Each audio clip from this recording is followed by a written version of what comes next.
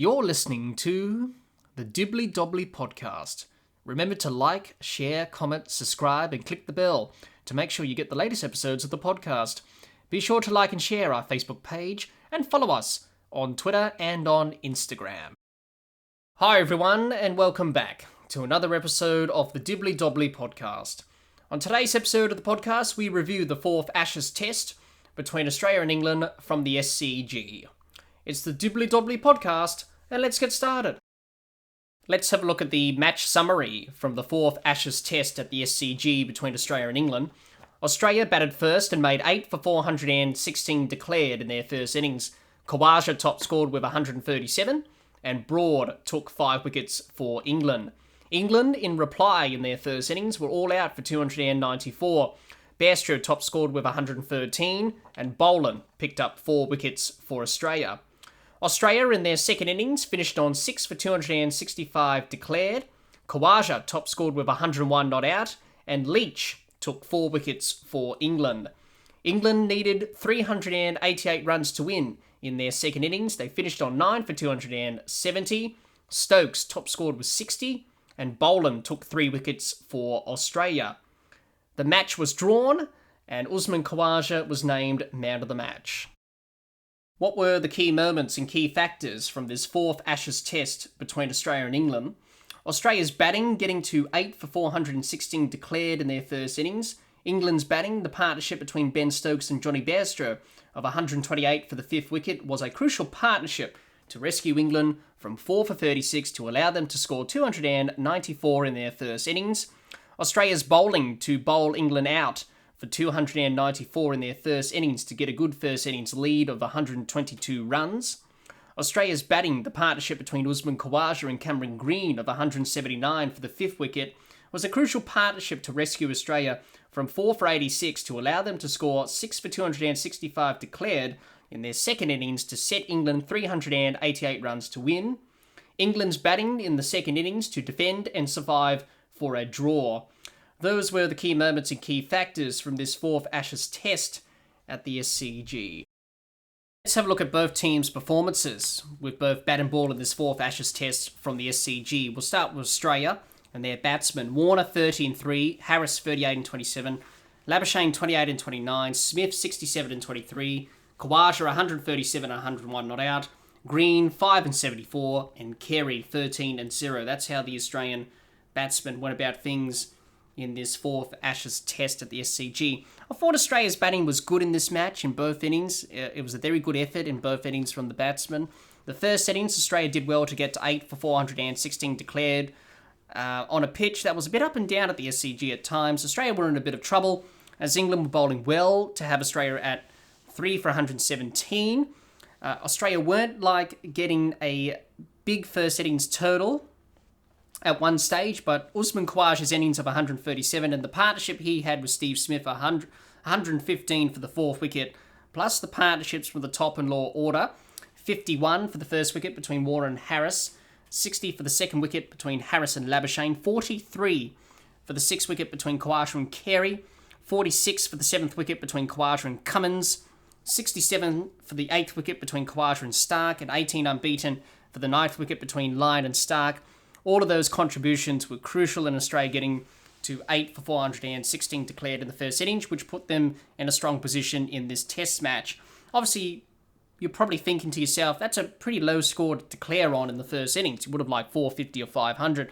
But given the weather around Sydney at the time, obviously taking time out of the game, and England's batting being poor in the series, they haven't made over 200 or 300 on a consistent basis. Australia thought that was the right total to declare on in the match, and that's what they did. So obviously, if we didn't have the rain around, Australia would have pushed for 450, 500 easily. But given the rain, they declared on 8 for 416, which was a good score and put them in a strong position in the match. Anything 400 plus puts you in a very strong position in a test match in the first innings. The second innings, Australia were in a bit of trouble at 4 for 86 inside 29 overs. Weren't looking like setting England a big target to chase down in the fourth innings. But the Khawaja and Green partnership of 179 for the 5th wicket ensured Australia set England a big target to chase down in the fourth innings, which They did 388 runs. They set England to win in the fourth innings. So that partnership was very crucial for Australia in the second innings. And obviously, without that partnership, Australia would have been bowled out for probably low 100s or something like that. Maybe 150, maybe 200. Even though England was still behind in the match, but at least they gave themselves an opportunity to come back into the match. Unfortunately for England, they didn't take that opportunity. For Australia, Khawaja and Green read the situation well. They played the situation well. They said, right, we just need to knuckle down here, back conservatively, and then pick our moments to attack and be aggressive. And that's what they did in the partnership. So that partnership was very crucial for Australia in terms of them setting up this test match and obviously pushing for a victory. Obviously, in the end, Australia didn't get the job done with the ball, and the match finished in a draw, but that partnership was very crucial for Australia. So, Usman Khawaja, let's talk about him. A wonderful comeback to Test cricket. 137 and 101 not out in the second innings. Back-to-back centuries is no easy feat in Test match cricket. Obviously, very hard to score runs in the second innings in a Test match, especially when the pitch has been deteriorated. Spin comes into the game, uneven bounce, very difficult for batting. To score back-to-back hundreds was an outstanding effort from him, Usman Khawaja. Obviously, being out of the Test side for a while now, didn't play a Test since the last Ashes series in 2019. He was able to come out to replace Travis Head, who missed out due to unforeseen circumstances. He made the most of his opportunity, and Khawaja grabbed it with both hands. He batted extremely well for his century. Batted extremely well. He also became the third player in Test history to score back-to-back centuries at the SCG.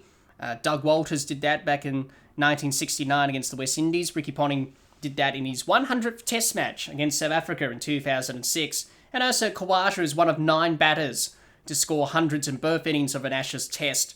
Obviously, Steve Smith was the last one to achieve that feat in 2019 at Edgbaston in the first Test of that Ashes series. So for Khawaja, wonderful story. And now this poses a question to the selectors. Do we drop him after he's made back-to-back centuries? Or do we keep him in the side for the last Test in Hobart? Now, many people are saying you can't drop him. So the selectors have got a very tough decision to make there. Obviously, Travis Head will come back. That's a given. Obviously, Travis Head doesn't deserve to be dropped. Obviously, he's played really well in the series. So with Head coming back, that means Khawaja, it could be out of Khawaja and Harris to open the batting. And obviously, Marcus Harris hasn't made the most of his opportunities in this Ashes series, despite being backed by the selectors for the whole series. I think it's about time, if Australia want to pick the best 11 for the last Test in Hobart and want to finish off the series strongly and win 4-0, which is still a great result. Obviously, they can't win 5-0 anymore due to this match being drawn, but they can definitely push for 4-0. And if they want to pick their best 11, I think Khawaja's got to be in the best 11. And to me at the moment, Harris, yeah, he batted well in Melbourne for his 70-odd. He batted okay in both innings here, but he hasn't grabbed his opportunity.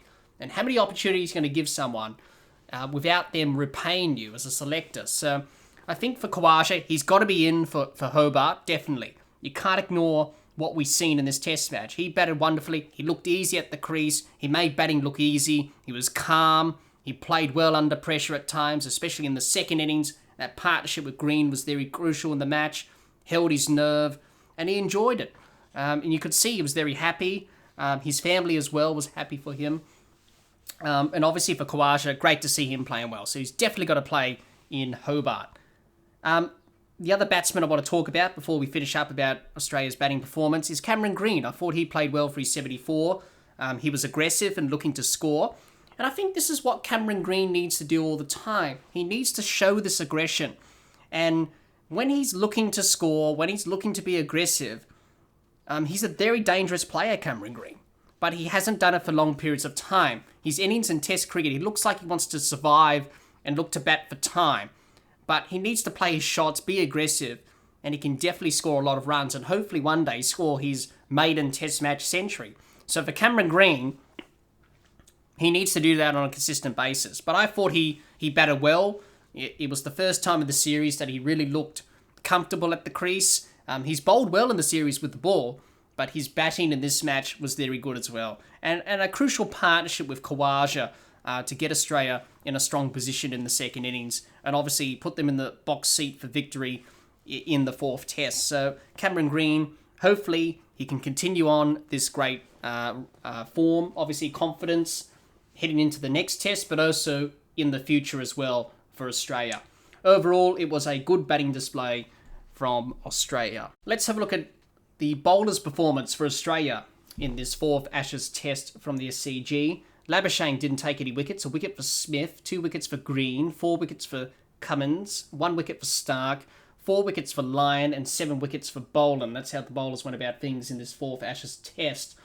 I thought Australia's bowling in this match in both innings was very good. The first innings was good. To bowl England out for 294 was a good effort, which handed Australia a handy 122-run lead.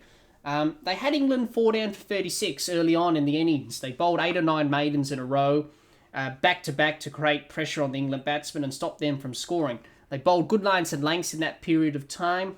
They were consistent and relentless in their pressure, which they applied on England during that period of those maidens.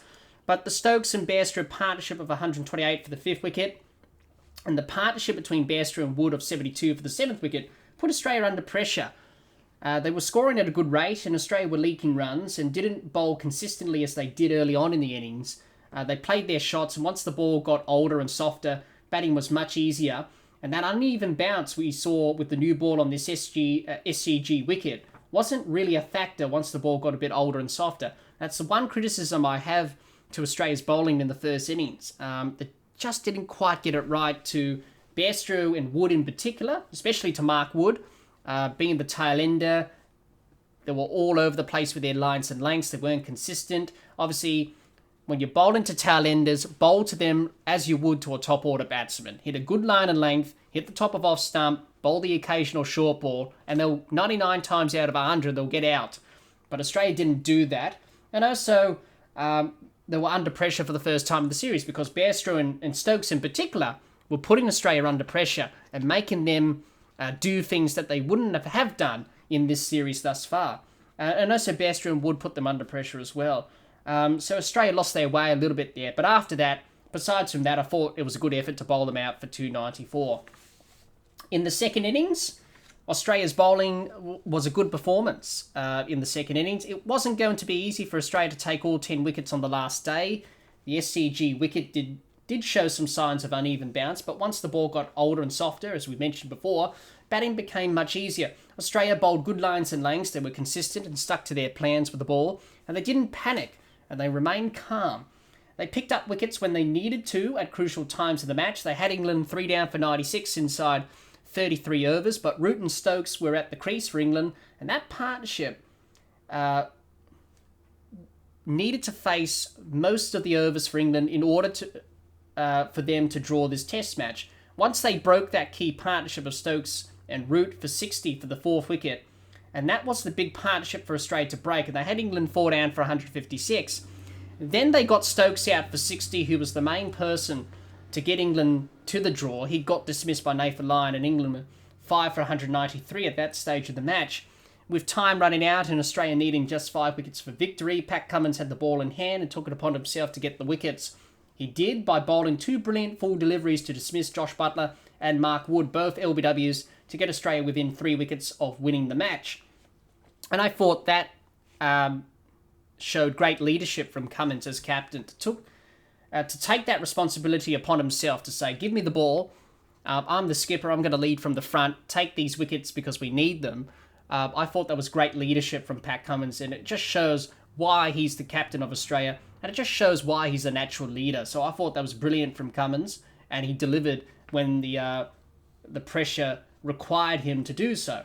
And then Scott Boland got the key wicket of Johnny Bairstow for 41, and that exposed the tail, England's tail end, and Australia just needed 2 wickets to win from that moment. But towards the end of the match, with the light fading and only a handful of overs remaining in the match, Cummins had to turn to spin because the light was no good to bowl himself or the other quicks and Boland Stark because the light was fading. He turned to Steve Smith for a bit of leg spin, with Australia just needing 2 wickets for victory. Could Smith repeat what Michael Clarke did at the SCG in 2007-8 against India and pick up the wickets to win us the match?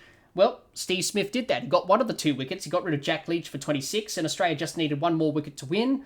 Men around the bat, crowding James Anderson, the number 11, Australia waiting for that one opportunity in the last over of the match. He bowled the final over of the match, Steve Smith to Anderson, and Anderson managed to bat out the over and save the match for England, and England were able to draw the match. But that last over was absolute drama and carnage. Everyone at the ground was on the edge of their seat, and I think everyone watching around the world here in Australia and England were on the edge of their seats as well, willing on both teams for England to save the match, to block out the last over, for Smithy to take the last wicket, for Australia to win us the test match and go 4-0 up. It was a magnificent finish to what was an extraordinary test match, and probably one of the best Ashes test matches we've seen in years.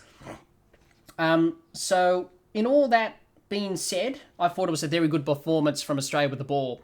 The one thing that's being criticised at the moment is the timing of when Pat Cummins declared. Many people have said it's probably a bit too late, or he could have done it a bit earlier. You've got to factor in some factors that played into that. Number one, Australia missed opportunities and chances with the ball during the second innings. A few drop catches, half chances weren't taken. Also, we lost 7 overs to rain on day 5 in the second session. Obviously, bad light towards the end of the match, and Cummins had to bowl the spinners and Lyon and Smith, and obviously he couldn't go back to the quicks himself or Stark or Boland to finish off the job.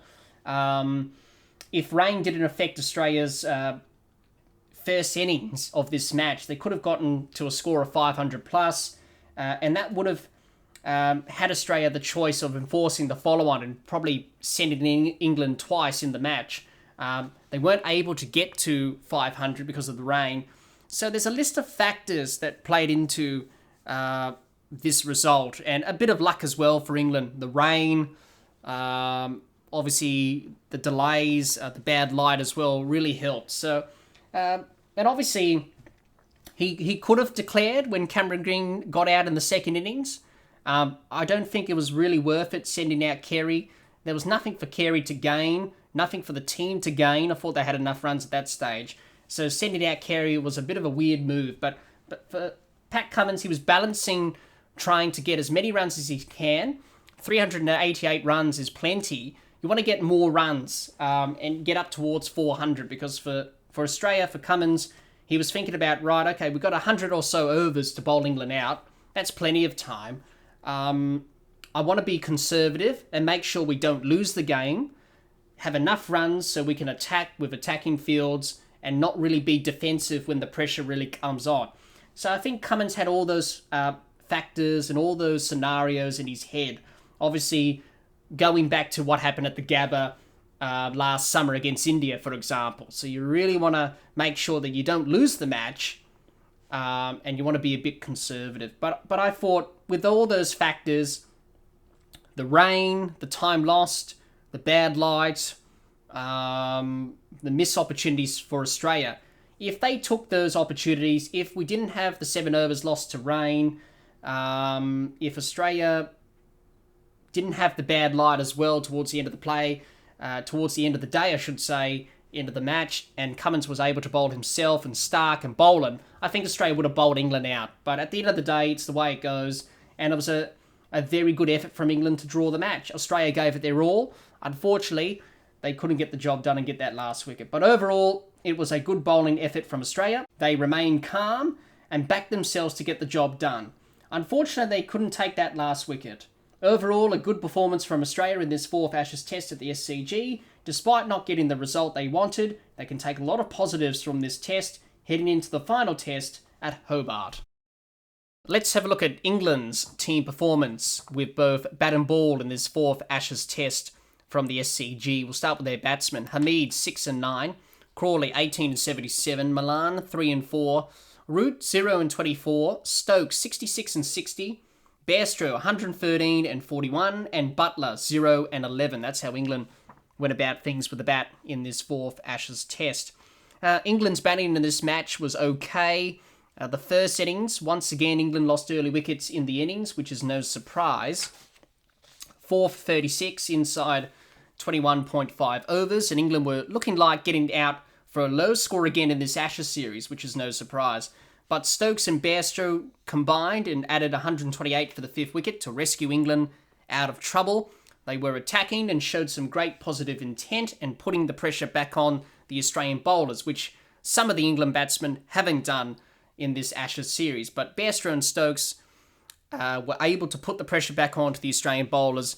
And also the partnership between Bairstow and Wood of 72 for the 7th wicket was also handy for England. And that partnership also put on crucial runs there for England, but also showed positive intent as Bairstow and Stokes did in their partnership, and put Australia's bowlers under pressure.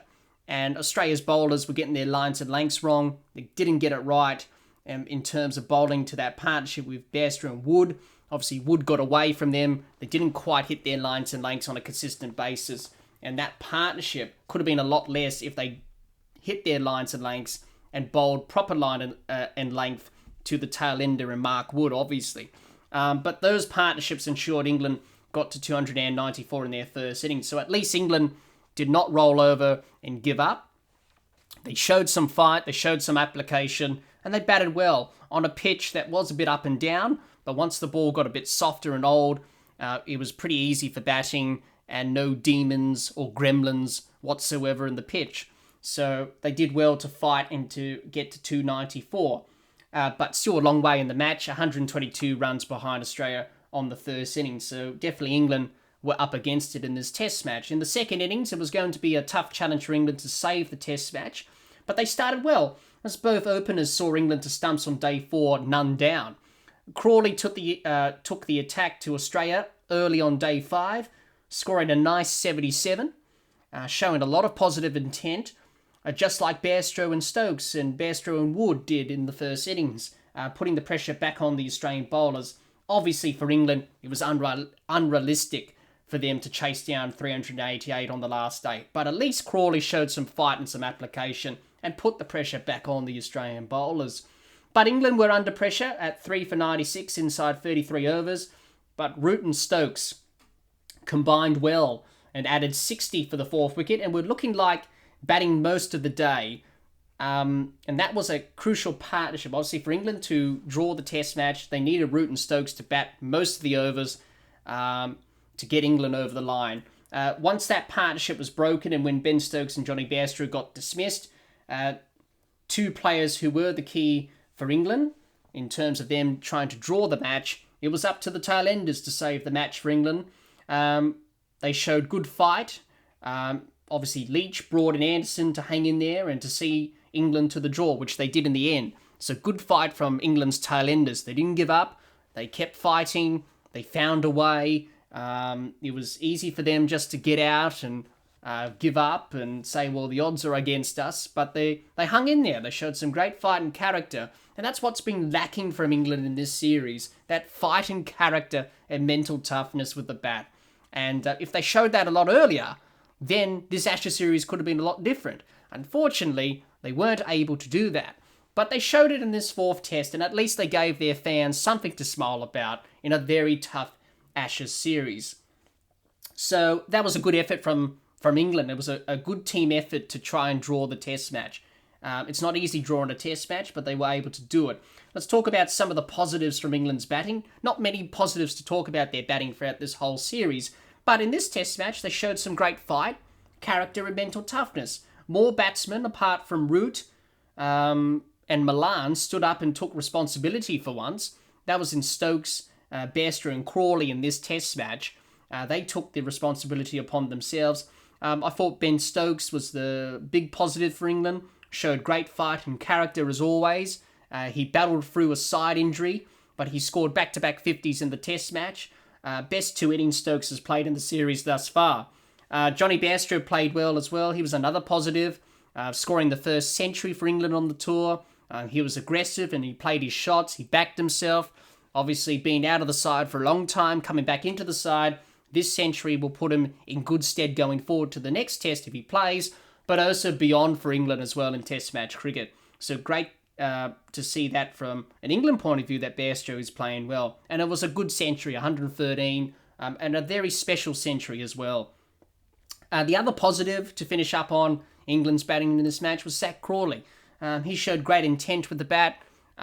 He has struggled in Test cricket of late, but he has the talent. He's got the talent there, but he's got a few areas to work on in terms of his technical side of his game with his batting. If he gets that right, he could be a very fine opener for England. So I think it's worth England pursuing him and putting the time and effort into him more so than Hamid, who's struggling at this stage. So they need to invest more time in him. But I thought he batted well. He showed great intent with the bat. Didn't get the century, but this innings will boost his confidence going forward into the next test, but also beyond for England as well in Test match cricket. So overall, it was a good effort from England to bat out and save this Test match. Let's have a look at the bowlers' performance for England in this fourth Ashes Test from the SCG.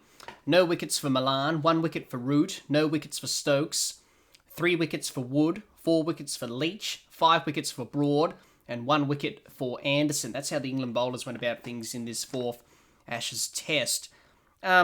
England's bowling was okay in this match. The first innings, England bowled well to have Australia 3 down for 117 inside 40.2 overs. An opportunity to keep Australia to a low first innings score, which is a bit of a rarity from England in this Ashes series. But as we've seen in this series, England did not make the most of that golden opportunity. The partnerships from Australia, 51 for the first wicket between Warner and Harris, 60 for the second wicket between Harris and Labuschagne, 115 for the fourth wicket between Khawaja and Smith, 43 for the sixth wicket between Khawaja and Carey, 46 for the seventh wicket between Khawaja and Cummins, 67 for the eighth wicket between Khawaja and Stark, and 18 unbeaten for the ninth wicket between Lyon and Stark, got Australia to 8 for 416 declared in their first innings, which set England back in this match. So England did not take that golden opportunity with the ball. And that's been the common theme from England in this series, is that they haven't taken their opportunities with both bat and ball in this series. And they had an opportunity to bowl Australia out for a low score, but they weren't able to grab that opportunity. The only positive from the first innings was Stuart Broad, who took 5 wickets, proved the doubters wrong again. He's got a bit of a knack of doing that, Stuart Broad, proving the doubters wrong whenever he gets dropped from the side. He's one of England's best bowlers, up there with Jimmy Anderson, obviously. You don't take 500 test wickets for nothing if you're good, and he was good, taking those 5 wickets and really led the England attack. Unfortunately for England, they got the tactics wrong again, especially Joe Root with Jack Leach again. That was a problem again. He was leaking runs. He bowled him after a break, I think. He didn't go back to Anderson or Broad or Wood to go back to your main strike bowlers to finish off the job. So England did not get it right in the first innings and didn't grab that golden opportunity that was presented in front of them. The second innings, England's bowling was poor. They had Australia 4 for 86 inside 29 overs and had an opportunity to bowl Australia out for a low score and keep the target down to a low target to chase in the last innings. So another golden opportunity for England again, 4 for 86. You had Australia under pressure. But, yet again, England let that opportunity slip. The Khawaja and Green partnership of 179 for the fifth wicket saw Australia set England a big target to chase in the fourth innings of 388 runs.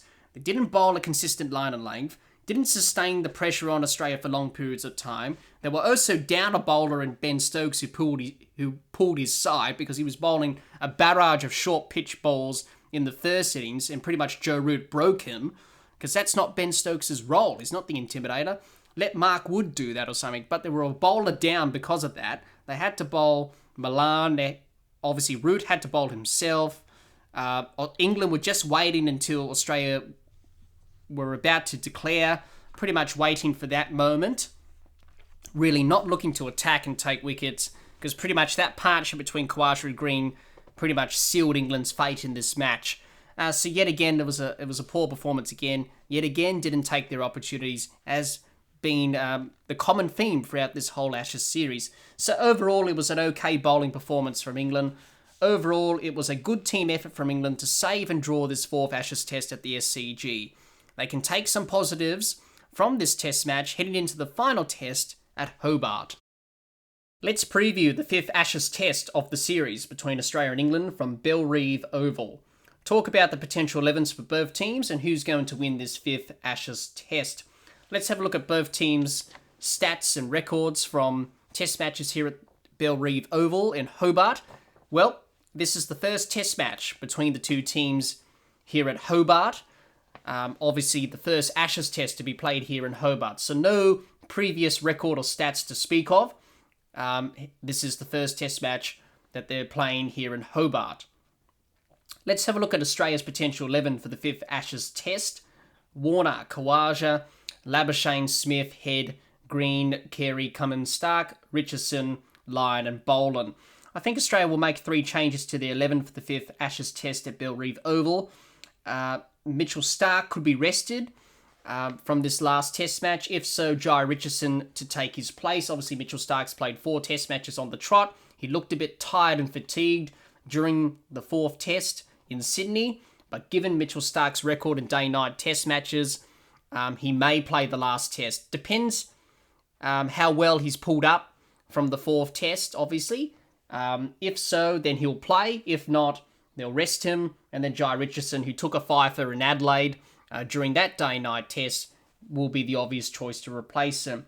Marcus Harris could miss out for Usman Khawaja, who could open the batting with David Warner.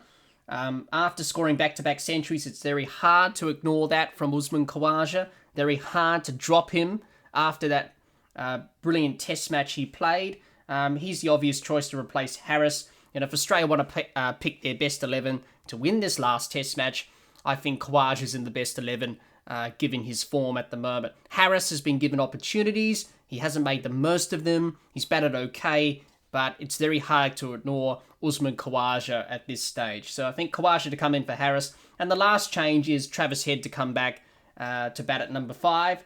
Back into the side after missing the 4th test due to unforeseen circumstances. So that could be Australia's potential 11 for the 5th Ashes test. Let's have a look at England's potential 11 for the 5th Ashes test. Burns, Crawley, Malan, Root, Pope, Bairstow, Lawrence, Billings, Broad, Wood, Leach and Anderson. I think England will make 4 changes to their 11 for the 5th Ashes test at Bellerive Oval. Josh Buttler has been ruled out with a broken finger, and Sam Billings, who's been called up to the squad, may make his debut and keep wicket. So he's probably the obvious choice to replace Buttler as the keeper. Obviously, Johnny Bairstow's got that thumb injury. If he didn't have that thumb injury, he would have kept wicket. But given that he's got that thumb injury, Sam Billings being called into the side, he may replace Josh Buttler there. Ben Stokes got that side injury, and it may not be worth it for England to play him in this final test match, and Ollie Pope could come back into the side to replace him. Bairstow has that thumb injury, and if he isn't fit to play, then Dan Lawrence may come in to replace him. But if Johnny Bairstow is fit and that thumb injury is okay, then he'll stay in the 11. And the last change for England that they could make is Hamid's been struggling at the top of the order in this series. Time for him to take a break. And Rory Burns to come back to open the batting with Zach Crawley in this final test match of the series. So that could be England's potential 11 for the 5th Ashes test. Who's going to win the 5th Ashes test at Bellerive Oval? I think Australia will win the 5th Ashes test at Bellerive, given Australia's record of day-night test matches and the way they've been playing in this series thus far. They should get the victory. Despite drawing the 4th test, England will show some fight in this final test, but they still struggled in that 4th test, and Australia were in front of that 4th test for the majority of it. So I think Australia to win this final test match at Bellerive. What can we expect from both teams heading into the 5th Ashes test at Bellerive Oval? Australia will be looking to put in one more good performance in this final Ashes test at Hobart. They will be disappointed that they weren't able to get the job done in Sydney, so they'll be extra motivated to finish this Ashes series on a strong note. England will be looking to back up the fight and character they showed in Sydney, heading into the final test at Hobart. If they can do that, they can take some positives out of this difficult Ashes series for them. What a test match we have seen at the SCG. The last day had it all. Drama, climax and tension. Fielders around the bat, surrounding the batsman, waiting for that opportunity. The crowd going off and riding every ball and willing both teams on. Despite the result ending in a draw, the true winner from the match was Test cricket itself. Well, that's all the time we have for this episode.